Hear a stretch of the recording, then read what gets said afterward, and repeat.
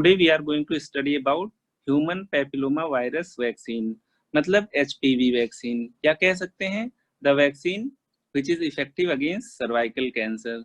तो जहां तक बात हुई ह्यूमन पैपिलोमा वायरस की, तो ये वायरस देखा गया है कि जब भी किसी को सर्वाइकल कैंसर हुआ है तो उसमें इसका एसोसिएशन लगभग हमेशा मिला है। तो देखा जाए तो सर्वाइकल कैंसर का जो इनिशिएशन होता है या जो ट्रिगरिंग एजेंट होता है या जो एजेंट रेस्पॉन्सिबल होता है, that is human papilloma virus. अब ह्यूमन पैपिलोमा वायरस की अगर बात किया जाए तो ह्यूमन पैपिलोमा वायरस के ढेर सारे सीरोटाइप्स होते हैं, ठीक है। और उन सीरोटाइप्स में से कुछ पर्टिकुलर स्ट्रेन्स आपके कैंसर के लिए रिस्पॉन्सिबल होते हैं, कुछ पर्टिकुलर स्ट्रेन्स आपके वार्ड्स के लिए रिस्पॉन्सिबल होते हैं, ठीक है। पर्टिकुलरली सीरोटाइप 16 और 18 आपके कैंसर के लिए होते हैं, बाकी सब वार्ड्स कराते हैं। लेकिन अगर देखा जाए जो आपके जेनाइटल वार्ड्स होते हैं वो भी लॉन्ग स्टैंडिंग सिचुएशन में प्री मैलिग्नेंट होने की वजह से कभी भी मैलिग्नेंट चेंज उनमें हो सकता है। कुल मिला के वार्ड्स आर ऑल्सो डेंजरस। इसी कॉन्सेप्ट को लेते हुए हम लोगों ने कह दिया है कि वार्ड को कवर करने के लिए इसको मेल्स में भी लगवा सकते हैं। इसके अलावा क्योंकि this virus is not only responsible for cervical cancer, है ना, it also causes phenyl, anal, oral, rectal, है ना, तो यूरोजेनाइटल कैंसर्स में भी इसका रोल है। तो इसलिए इसको हम लोग कोशिश करते हैं कि सबको दिया जाए, ठीक है। तो यहाँ पहली लाइन लिख लेते हैं, द कैंसर या सर्वाइकल कैंसर कर लीजिए, is almost always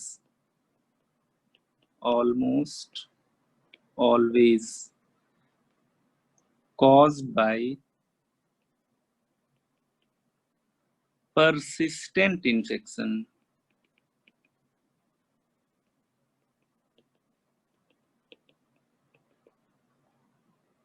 with oncogenic human papilloma virus।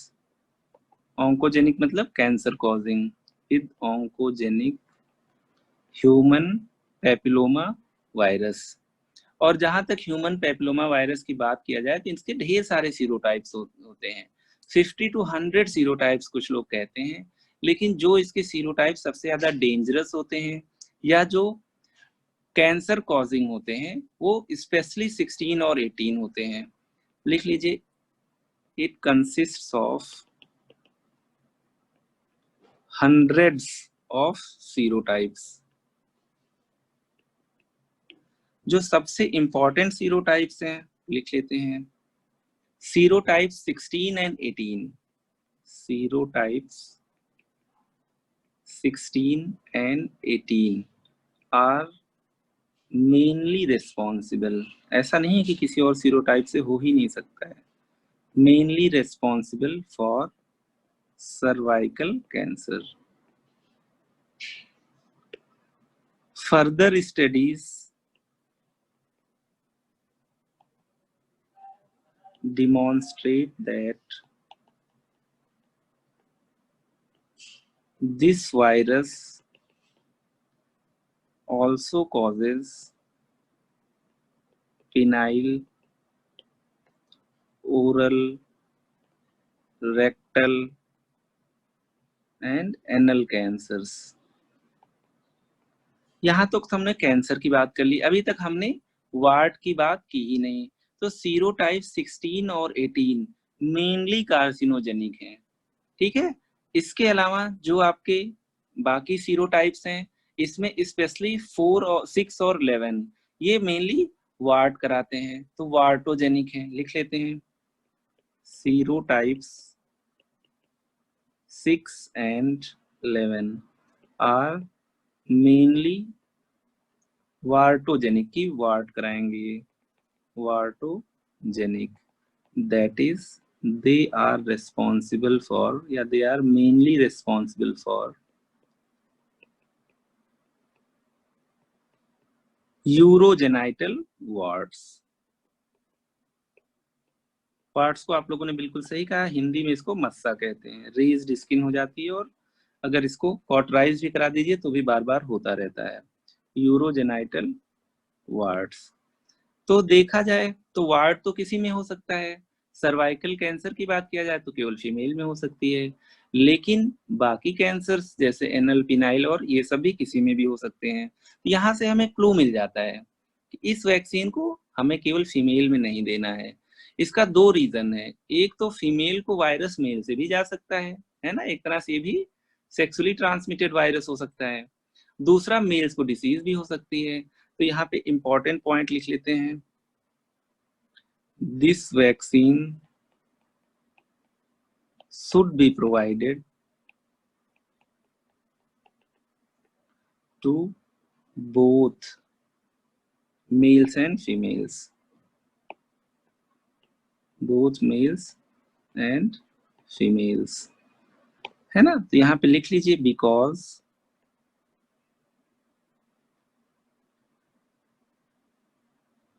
Other cancers या cancers other than cervical cancer, because cancers other than cervical cancer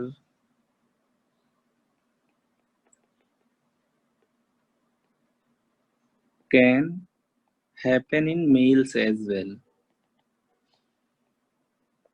ये सब हम लोग डिस्कस कर लिए हैं।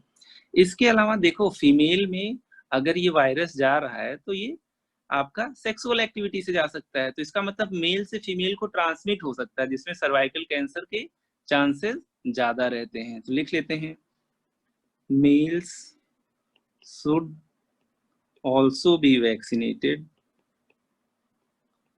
to prevent spread of the virus, to prevent the spread of virus to females, है ना? कुल मिला के मेल से फीमेल को हो सकता है, फीमेल से मेल को हो सकता है। तो यहाँ पे अगर दोनों को आप वैक्सीनेट नहीं करोगे तो जितना आप पर्पस चाह रहे हो, जो आपका एम है, वो शायद फुलफिल ही ना हो पाए। तो अगर दोनों लोगों को आप इसको इम्यूनाइज कर दोगे, धीरे धीरे ये डिसीज इरेडिकेट भी हो सकती है, ठीक है? क्योंकि सोसाइटी में पेप्लोमा वायरस रह ही नहीं जाएगा, है ना? मैं ये नहीं कह रहा हूँ सर्वाइकल कैंसर ही खत्म हो जाएगा, क्योंकि वो केवल आपका ऐसा नहीं है कि अगर एचपीवी खत्म हो जाएगा तो कैंसर खत्म हो जाएगा। उसके और भी इटियोलॉजीज पॉसिबल हैं, है ना? जैसे म्यूटेशन वगैरह। तो इतनी चीजें हम लोगों ने देख लिया है। अब देखिए, क्योंकि आप देख रहे हो ये मेल से फीमेल को, फीमेल से मेल को, मतलब वायरस ट्रांसमिट हो सकता है। तो जब इस वैक्सीन को देना है, आइडियली ये गायनी की वैक्सीन है, लेकिन दी चाइल्ड एज ग्रुप में जाती है। तो अगर इसको सेक्सुअल एक्टिविटी या सेक्सुअल एक्सपोजर के पहले दे दोगे, तो इसका मतलब ये है उस इंसान के पास शायद तब तक इस वायरस का एक्सपोजर ना हुआ हो, है ना? तो यहाँ पे एक कंडीशन है कि इस वैक्सीन को तब देना चाहिए या इसको बिफोर सेक्सुअल एक्सपोजर हमें दे देना चाहिए, ठीक है? तो इसलिए हमने जो एज ग्रुप चूज की है वो टीनेजर से पहले की, 10 to 12 ईयर्स लिख लेते हैं। 3 doses of this vaccine should be given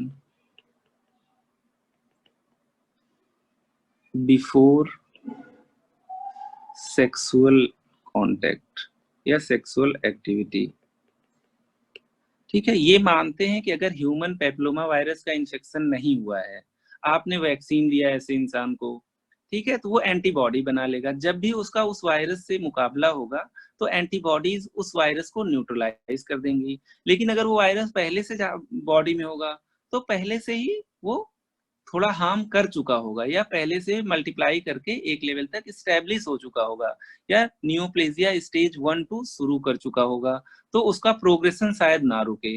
इसलिए माना जाता है कि सेक्सुअल एक्सपोजर से पहले हमें इस वैक्सीन को दे देनी चाहिए। अच्छा, अच्छी बात ये है कि ये वैक्सीन बनाना काफी सिंपल है। हमने पूरा का पूरा वायरस लिया, ठीक है? वायरस का जो प्रोटीन कवरिंग होता है उसे हम लोग कैप्सिड कहते हैं। उसके अंदर आरएनए या डीएनए होता है। तो यहाँ पे हम लोगों ने इस वायरस के न्यूक्लियर एलिमेंट को हटा दिया और जो उसके प्रोटीन्स थे उसको बॉडी में इनोकुलेट कर दिया। तो प्रोटीन जब हमने बॉडी में डाला तो इससे बॉडी में उस प्रोटीन के अगेंस्ट एंटीबॉडी बनी। लेकिन क्योंकि हमने उसका आरएनए या डीएनए तो इनोकुलेट नहीं किया है, तो वो जाके बॉडी में डिवाइड नहीं कर पाएगा, मतलब डिसीज नहीं कर सकता है ना? बॉडी में जाके फ्लरिश नहीं कर सकता है। यहाँ पे लिख लेते हैं, अगर मान लीजिए ये आपका वायरस है, ठीक है, ये आपका वायरस है, इसके अंदर डीएनए है मान लीजिए, या न्यूक्लिक एसिड है। न्यूक्लिक एसिड, आप लोग वायरस जानते ही हो, ऊपर प्रोटीन की कवरिंग होती है जिसको आप लोग कहते हो प्रोटीन कवरिंग, या इसी को आप कैप्सिड कहते हो, है ना, कैप है एक तरह से उसका।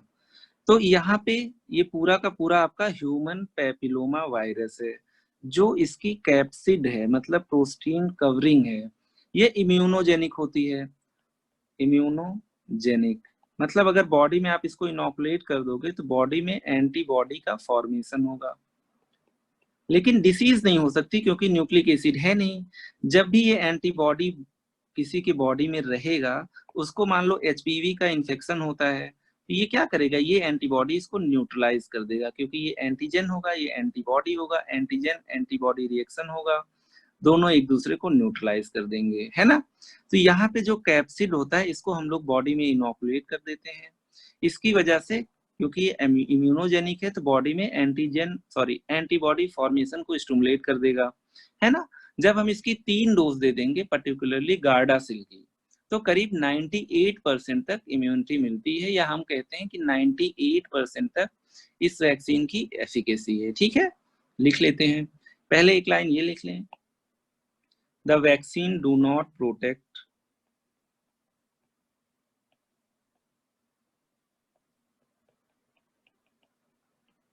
the vaccine do not protect against serotypes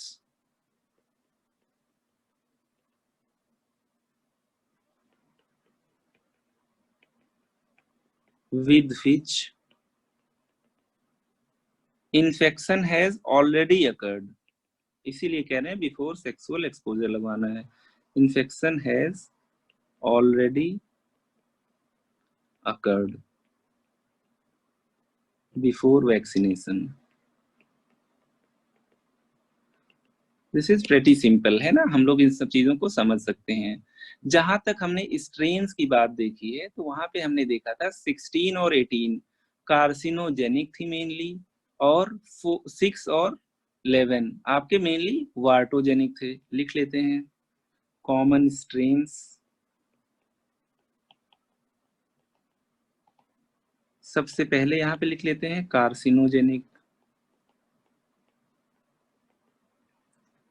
यहाँ पे लिख दीजिए HPV 16 एंड HPV 18। वार्टोजेनिक, जेनाइटल वार्ट्स कराएंगे, वार्टोजेनिक, ठीक है।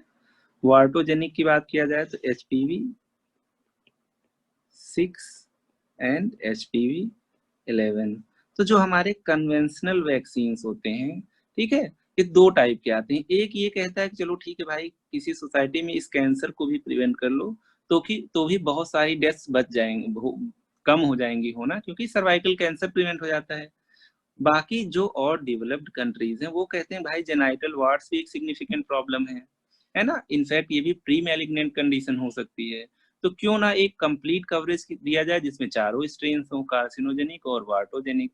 तो यहाँ पे मेनली जो 2 वैक्सीन बनी हुई हैं, एक का नाम है गार्डासिल, दैट इज क्वाड्रीवैलेंट, मतलब जिसमें ये चारों स्ट्रेन हैं। दूसरी है सर्वेरिक्स, उसमें 2 स्ट्रेन हैं। लिख लेते हैं, the two common vaccines available are the two common vaccines available are, number first हम लोग लिख लेते हैं द क्वाड्रीवैलेंट गार्डासिल,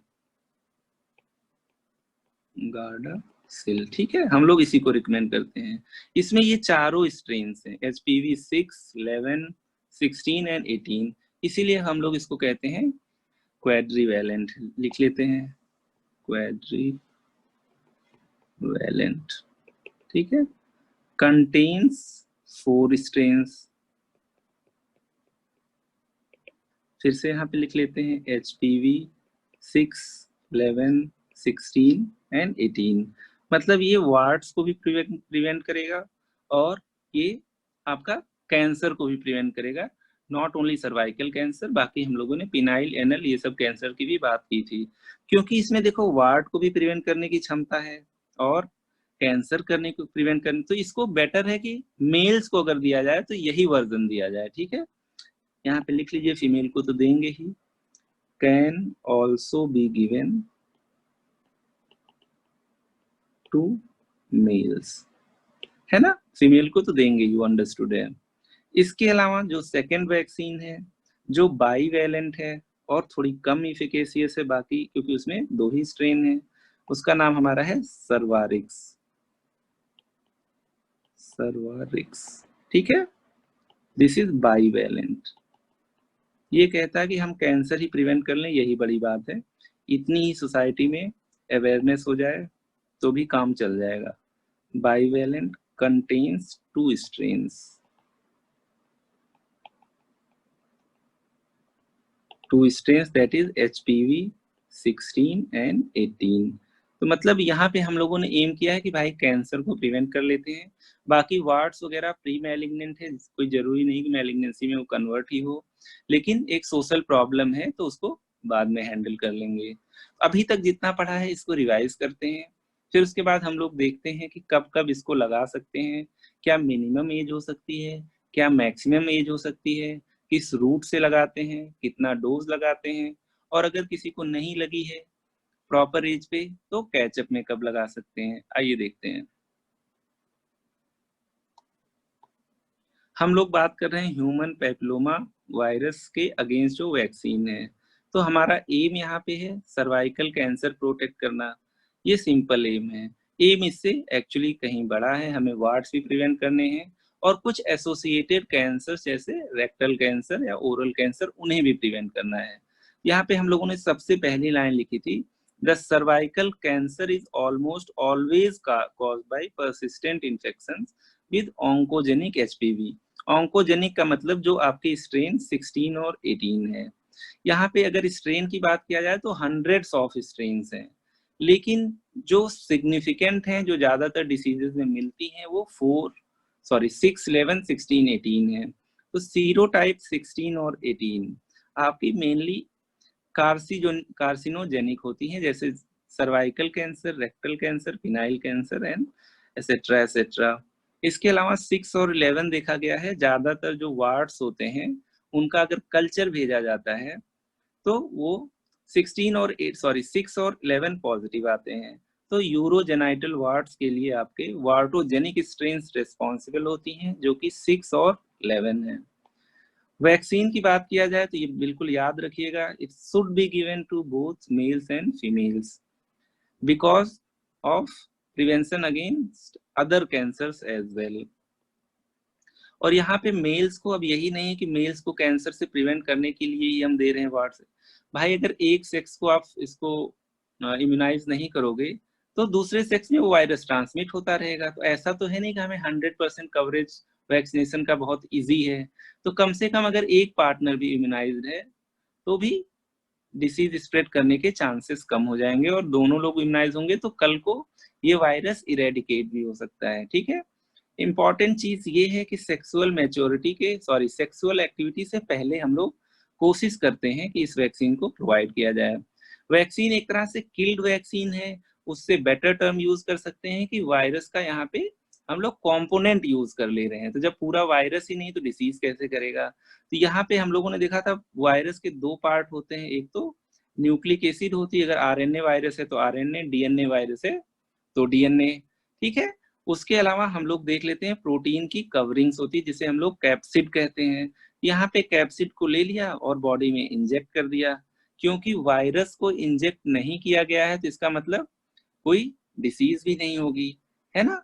लेकिन एंटीबॉडीज बन जाएंगी, एंटीबॉडीज बन जाएंगी तो जब कभी भी इस वायरस का इन्फेक्शन होगा तो ये एंटीबॉडीज उस वायरस या उस एंटीजन को न्यूट्रलाइज कर देगा। आगे देख लेते हैं, अगर मान लीजिए इस वैक्सीन को आपने किसी के सेक्सुअल एक्टिविटी या एक्सपोजर के बाद लगाया है तो हो सकता है उसको कोई HPV का इन्फेक्शन ना हुआ हो, कोई जरूरी नहीं है, हो सकता है किसी पर्टिकुलर स्ट्रेन से हो गया हो, तो भी वैक्सीनेट कर सकते हो आप, क्योंकि बाकी स्ट्रेन से ही प्रोटेक्ट करेगा, ठीक है। कॉमन स्ट्रेन फिर से बताते हैं, carcinogenic is 16 and 18 and wartogenic is 6 and 11। तो जब हम गार्डासिल लगाते हैं तो यहाँ पे सब कुछ कवर कर देते हैं, और इसको आप बेशक मेल्स को भी दे सकते हो। सर्वेरिक्स की बात किया जाए तो यहाँ पे केवल कार्सिनोजेनिक स्ट्रेन्स को हमने इंक्लूड किया था, तो यहाँ पे वार्ड्स वगैरह प्रिवेंट नहीं होंगे। मेल्स को देना है तो बेहतर है कि आप उसको दीजिए तो गार्डासिल दीजिए।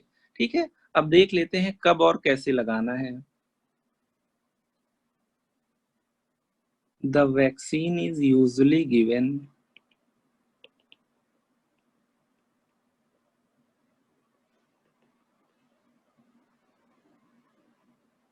During 10 to 12 years of age. Bracket में लिख लीजिए बिफोर टीन एज। जिस वर्ड में टीन रहता है जैसे 13, 14, उसको हम लोग टीन एजर बोलते हैं। तो टीन एजर में इंसान हो सकता है सेक्सुअली एक्टिव हो जाए, तो यहाँ पे 10 to 12 ईयर्स इसीलिए चुना गया है। लिख लीजिए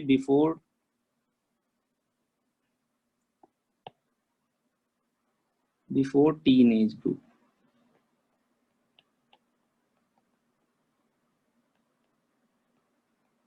एज ग्रुप ठीक है, तो 10 to 12 ईयर्स पे। लेकिन अर्लीस्ट कब दिया जा सकता है, हम इसे 9 ईयर्स पे भी स्टार्ट कर सकते हैं। लिख लीजिए, इसके पहले नहीं देंगे। Vaccine can be given earliest at 9 years.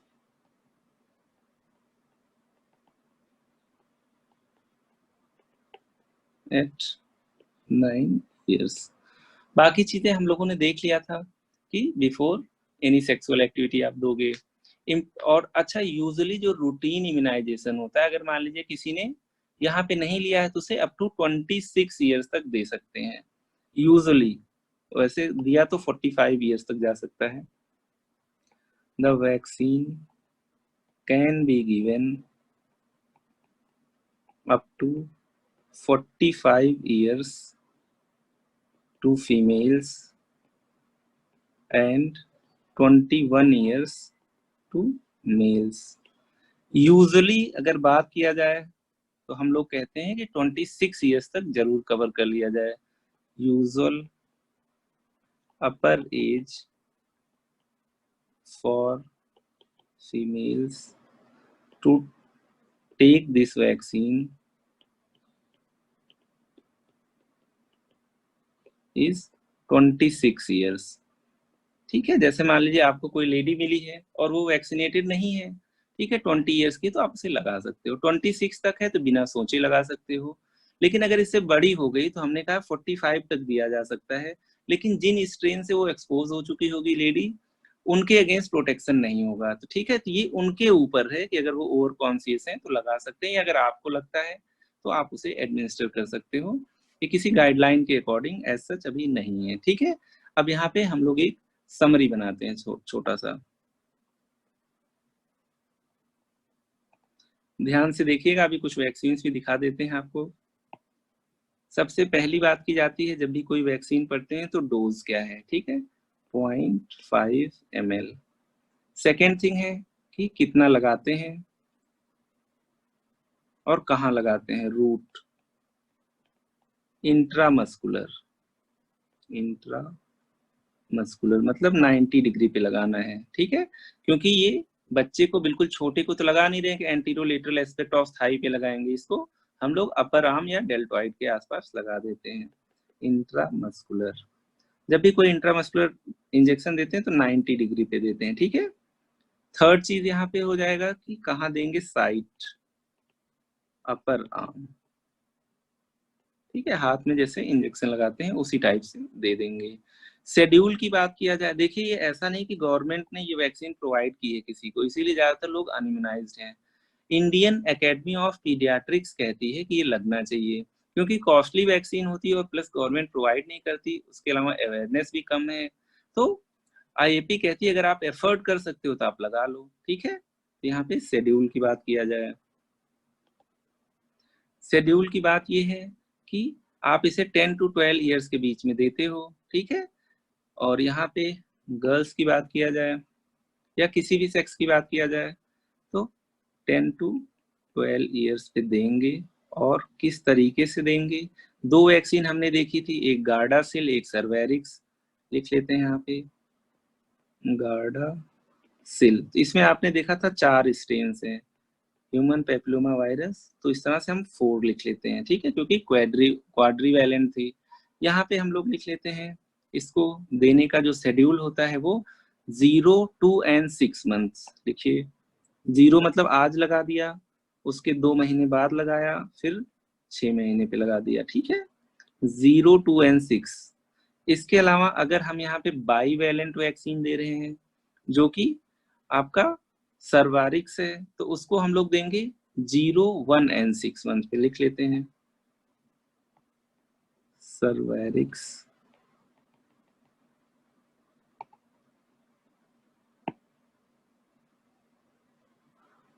Eight 0 1 and 6 months. देखो, जबकि इस वैक्सीन की जो एफिकेसी होती है वो ज्यादातर 5 साल तक होती है, लेकिन ऐसा नहीं होता कि बिल्कुल ही फेड कर जाए, ठीक है। तो अगर ये 3 डोज लगी हुई हैं तो इन जनरल कोई बूस्टर डोज की जरूरत नहीं होती, लिख लीजिए, no booster dose is required, is usually required. अब देख लीजिए, जब मैंने कह दिया कि किसी किसी कंडीशन में अगर पेशेंट विलिंग है या डॉक्टर को कुछ ऐसा इंडिकेशन लगता है तो आप इसको 45 ईयर्स तक लगा सकते हैं, यूजुअली 26, है ना। लेकिन कभी भी प्रेग्नेंट लेडी में नहीं लगाना है, ठीक है। या किसी में मान लीजिए एक डोज के बाद एनाफाइलेक्सिस हो जाए तो भी नहीं लगाना है, लिख लीजिए, दिस वैक्सीन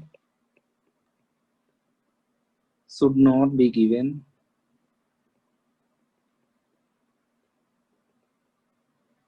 ड्यूरिंग प्रेगनेंसी, ठीक है। और जो एनाफाइलेक्सिस की बात है वो तो किसी वैक्सीन को भी नहीं दोगे अगर एक डोज के बाद कोई रिएक्शन हो जाएगा प्रेगनेंसी। तो एक बार फिर से इतना रिवाइज करते हैं जो अभी तक हमारे शेड्यूल में आया है, ठीक है, देख लेते हैं। 0.5 ml लगाएंगे, इंट्रामस्कुलर लगाएंगे, ठीक है। 90 डिग्री पे, जब कोई भी इंट्रामस्कुलर लगाते हैं तो 90 डिग्री पे लगाते हैं, क्योंकि ये 2 साल से बड़ा बच्चा है तो एंटीरोलेटरल एस्पेक्ट ऑफ थाई पे लगाने की कोई जरूरत नहीं है, डेल्टॉइड के पास भी एडिक्वेट मसल मास है। जहां तक बात है 10 टू 12 ईयर्स की, ठीक है, कहीं कहीं प्रैक्टिस होता है 11 टू 12 ईयर्स पे हम शुरू करते हैं, 6 महीने में तीनों डोज लग जाती हैं। मिनिमम एज की बात हुई थी तो 9 ईयर्स, मिनिमम 9 ईयर्स, ये सब हम लोग लिख चुके हैं ऊपर। गार्डासिल यूज करेंगे क्योंकि वो क्वाड्रीवैलेंट थी, HPV4 हम कह सकते हैं, 0 2 एंड 6 मंथ्स। सर्वेरिक्स की बात किया जाए तो 0 1 और 6 मंथ्स, और यहाँ पे किसी बूस्टर डोज की जरूरत नहीं है। और अगर इस वैक्सीन को आगे भी दे रहे हैं तो दे सकते हैं, लेकिन प्रेगनेंसी में नहीं देंगे। लास्ट लाइन लिख लीजिए, कैचअप, कि कोई लेडी या कोई भी गर्ल को हम 13 ईयर्स से पहले नहीं दे पाए थे तो उससे पूछेंगे कि भाई कोई सेक्सुअल एक्टिविटी अगर नहीं है तो आप लगा सकते हो, लिख लीजिए। यही तीनों डोज देंगे before initiation of sexual activity. ऐसा नहीं कि जब वो लेडी मिल गई तो तुरंत लगा दोगे, उससे पूछ लोगे कि ठीक है अभी लगाया जा सकता है कि नहीं लगाया जा सकता, before initiation of sexual activity, ठीक है। तो इतनी चीजें हम लोगों ने देख ली है, अब आपको वैक्सीन दिखाते हैं दिखती कैसी है।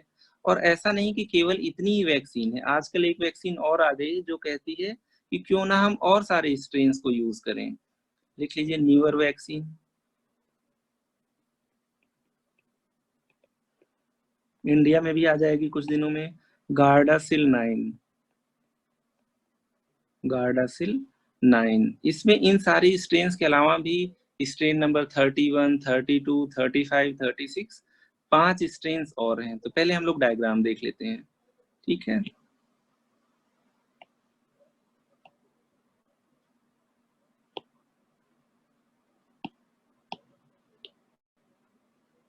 यहाँ पे आप देख सकते हैं कि मैंने सबसे पहले आपको गार्डासिल 9 दिखा दिया है, ठीक है।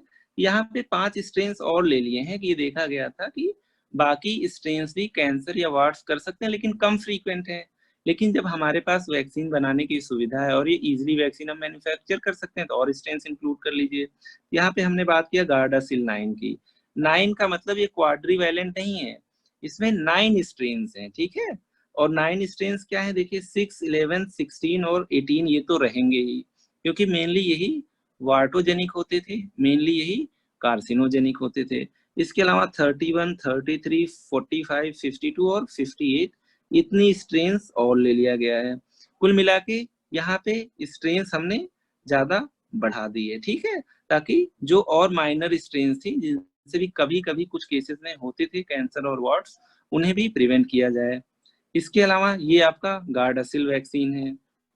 सर्वेरिक्स हम लोग यूज नहीं करते, गार्डासिल इज मोर इफेक्टिव। तो यहाँ पे हम लोगों ने गार्डासिल का एक ये देख लिया है, 0.5 ml लगता है। तो ये सिंगल डोज वैक्सीन आती हैं, एक इंसान को लगने के बाद सब कुछ डिस्कार्ड कर दिया जाता है, ठीक है। और जहां तक गार्डासिल की बात है, हम लोगों ने पहले ही देख लिया, इसमें 6, 11, 16, 18 ये 4 स्ट्रेन्स होती हैं। सर्वेरिक्स का डायग्राम मुझे नहीं मिला क्योंकि मैंने सर्वेरिक्स यूज भी नहीं की है। सर्वेरिक्स आपका बाईवैलेंट है और ये केवल कैंसर कार्सिनोजेनिक स्ट्रेन्स को प्रिवेंट को रहते हैं इसमें, that is 16 and 18। So I think this is more than enough regarding cervical cancer